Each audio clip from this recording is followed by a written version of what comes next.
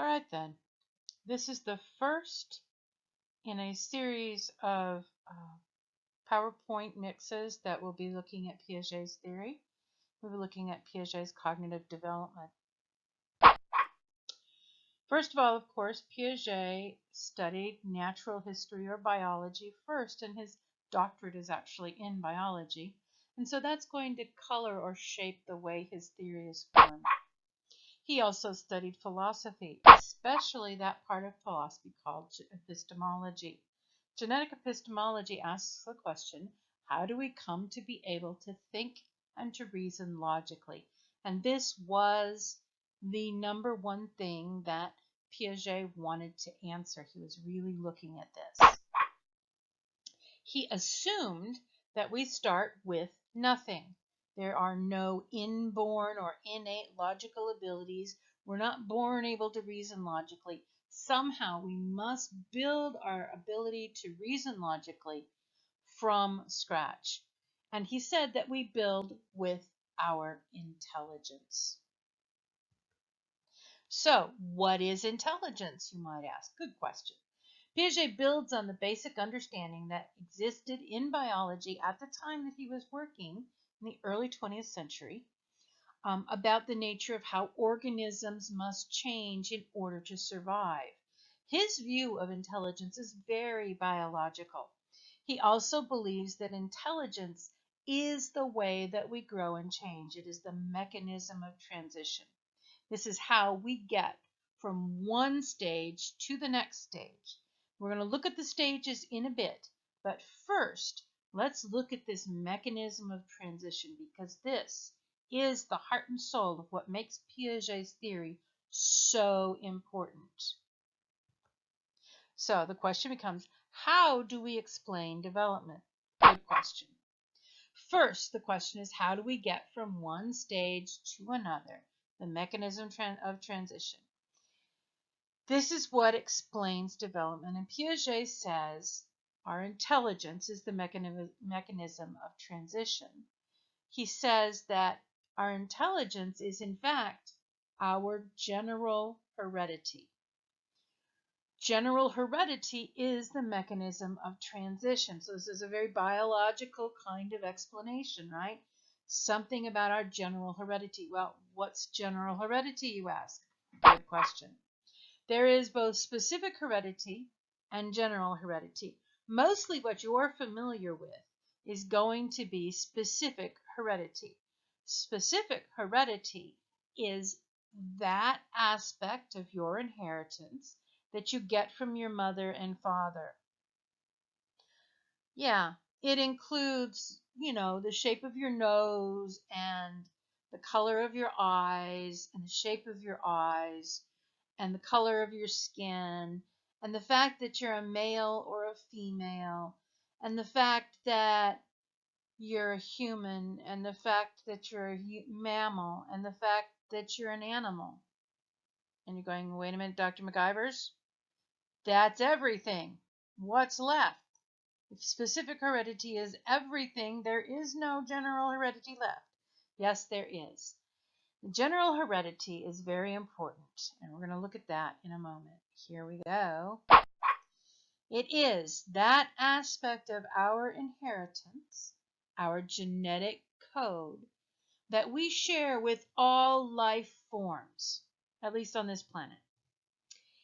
That general heredity consists of two basic tendencies. And I tend to get a little excited about this stuff because I just love it. So forgive me if I get a little bit geeky on you, okay? First of all is the tendency to organize. This is something that life does. Life combines structures and processes into higher order, better adapted, more useful combinations. Life puts things together in an organized manner. Now, not many of you will have taken a course in physics or basic physical science, but if you had, one of the things that you would have learned would be the basic laws of thermodynamics that govern the way the universe works. And there the second law of thermodynamics, which says all things move in the direction of entropy or disorder or chaos, the law of entropy. Everything is constantly falling apart. That is a rule that governs the physical universe, except for life. Life spits on the second law of thermodynamics and says no. Life organizes. Life combines, comes together, grows, nurtures itself. It gets more organized. So the tendency to organize is what makes life fundamentally possible and flies in the face of the laws that govern the universe. This makes life pretty amazing. So this tendency to organize is absolutely incredible and very, very powerful and helps us every single day of our lives. What is the other tendency? The other is the tendency to adapt. The tendency to adapt means that I am going to adjust to meet the demands of my environment. I am going to change and grow and modify in order to fit where I find myself. Okay? And adaptation consists of two complementary processes. And I'm going to say this right now. Most of the people who talk about Piaget's theory completely miss the tendency to organize and completely do not get it as how powerful it is in our growth and development. And now all they get is this adaptation thing, and they talk all about those two complementary processes, which I'm going to mention in a minute. We'll go to them. But they miss the power of what this says. He says that our intelligence is organization and adaptation. The ability to organize and adapt is what our intelligence is, and it is what allows us to go from being unable to think at all to reason about the nature of existence and to be engaging in this actual amazing conversation. Right, so what are the two tendencies that comprise the tendency to adapt? What are those two processes? The first is called assimilation. Assimilation is to incorporate new experiences, new stimuli into already existing structures. Now, you remember I told you that Piaget was, in fact, very much a constructivist. So already existing structures could be physical structures, or they could be mental structures. A mental structure is a concept, so an idea. So assimilation is to incorporate new experiences into already existing structures. What might be an example of that? Well, as you've probably guessed, I am not born and raised in South Louisiana. I'm actually from the Pacific Northwest. And when I came to Louisiana, one of the first things that people wanted me to do was to have crawfish. People are very big on crawfish here, and they want everybody to try crawfish. Now, I will tell you that I love crawfish. I have grown to love crawfish. It's wonderful stuff. But when I first encountered crawfish, I had to figure out what is this stuff. Now, as it happened, I have had experience with another organism similar to the crawfish, the mudbug, that we have up in the Pacific Northwest. They live in mountain streams, and we call them generally crawdads. They live in the water all the time. They're kind of like a little freshwater lobster. And generally speaking, our crawdads are very different. I mean, they look a lot like your little crawfish, but our crawdads have huge claws, and all we ever ate were the claw meat. And we never ate the tail meat, because we didn't want to deal with that little vein thing. So when I encountered crawfish, I said, oh, they're like crawdads, but they have tiny little claws. And I was able to understand that they were very much like the crawdads I had experienced before. And I was able to eat them in much the same way. And I will tell you, even to this day, I always get excited when I find a crawfish that presents me with claws that are big enough to get some meat out of. It's very exciting for me. So I assimilated crawfish into my existing understanding of crawdads. Does that make sense? All right. So I was able to assimilate. Now, assimilation is obviously a very biological process. Clearly, when we eat anything, we assimilate it into our body. It becomes one with our body. So, assimilation is an eating process. Plants assimilate. So, plants will assimilate water and light and create sugar in order to keep their functions running. So, a lot of assimilation is happening out there in the life process. The second process of adaptation, though, is accommodation. And yes, this word has two C's and two M's, just in case you wanted to know that. And accommodation is a word that has a lot of meaning in our language. So this has nothing to do with hotel rooms, and it also has nothing to do with adjusting your vision. This refers to the ability to change or adjust existing structures in response to new experiences and stimuli. This is what happens when I can't assimilate something. I must create a new understanding, basically. So it then enables later assimilation, and it's basically a response to a failure to assimilate. All right, so let's go back to southern Louisiana and the foods that people eat here. There are a bunch of new ones, and one of them that I had never ever experienced before was boudin. Now, boudin is wonderful. It's basically rice dressing stuffed into a sausage case, and it's really interesting. And I'd never experienced it before. It's wonderful stuff. I really enjoy it, but I had no way to understand boudin. What is this? It's not really a sausage. It's not like you don't eat it like a hot dog. What is this thing? And eventually I was able to sort of understand that boudin is kind of like portable food. So I had to adjust my understanding of portable food. Now, usually I thought sandwiches are portable food, stuff you can take with you. But boudin was a way for people to take rice dressing with them during the day. So they didn't have to be at home with the cook it and everything. They could just eat it later. So I was able to adjust my understanding of portable food like sandwiches to include a casserole kind of thing stuck in a tube that I could eat later. I accommodated my understanding of portable food to include boudin. It was a response to not being able to make sense of this food. Where does this food fit? I encountered many other foods that I had to accommodate. One of them that I encountered was gator. People eat gator here. Gator was not a thing that was on my list of foods that can be eaten. Gator appeared nowhere in there. I have subsequently added gator to my list of things that can be eaten.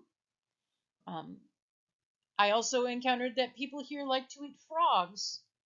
I attempted to eat frogs, but I have failed to accommodate to frogs. They're still on my list of things people don't eat because they're just not pleasant to me. And I know, but I think you had to grow up eating frogs in order to understand how to eat frogs. I'm just going to say that right there. But you can see how assimilation and accommodation work.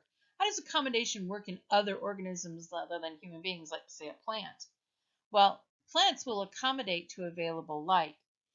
One of the ones that's really good at this is an African violet. But so you go to the store and you buy this beautiful African violet, and it's all beautiful and round, and you put it on your dining room table, and then you come back the next day, and it's kind of gotten stupid looking because all of the leaves have shifted so that they're flat towards the light, so that they can get as much light as possible. So the leaves of your houseplant suddenly are all turned towards the window, and it looks kind of goofy. And of course, you turn the plant, and the next day you come back, and there they are looking goofy again. African violets are very good at accommodating the orientation of their leaves to available light. Well, that's interesting. You didn't know plants could move, did you? Yeah, they can. Okay, moving on. So Piaget's intelligence is adaptation and organization. And adaptation consists of assimilation and accommodation. And it is through these processes that we are able to grow and change. And we go from being babies who can't even talk to being able to have conversations like the one that we're having right now. The next question, of course, is when does development occur? And this is a process called equilibration. Equilibration is interesting. Now, no, most of the time we're going to be in a state called that Piaget called cognitive equilibrium or mental balance. And when we're in cognitive equilibrium, we are not in a state of growth. Because when we're in cognitive equilibrium, we are assimilating and assimilating and assimilating, and everything is just coming along just fine. We're not challenged to change in any way, shape, or form. Everything is just kind of flowing for us. But then we're going to hit a moment where things don't flow so much. We're going to hit a state of cognitive disequilibrium, the kind of mental ka-chunk, where things aren't working as well as they should. And then we're going to need to grow. We're going to need to change. We're going to need to do something different. Cognitive disequilibrium requires that we respond with organization and adaptation in order to achieve a level of understanding or comprehension. This is another way of saying confusion causes growth. Disequilibrium is nothing more or less than a state of confusion. And it is only in confusion that we grow, or from confusion that we grow. Now, this is really interesting and important for students to understand, particularly those who want to go into education. Because you see, it is only when the student becomes confused and wrestles through to clarity that they really understand something, that they're really changed internally. And so often we are afraid of confusion, and yet confusion is the only way that we grow. And so one of the things that I want to encourage you to do as future teachers of America is to recognize that we must embrace the confusion. We must allow confusion to happen. We must wrestle with our confusion so that we can come to a new state of clarity.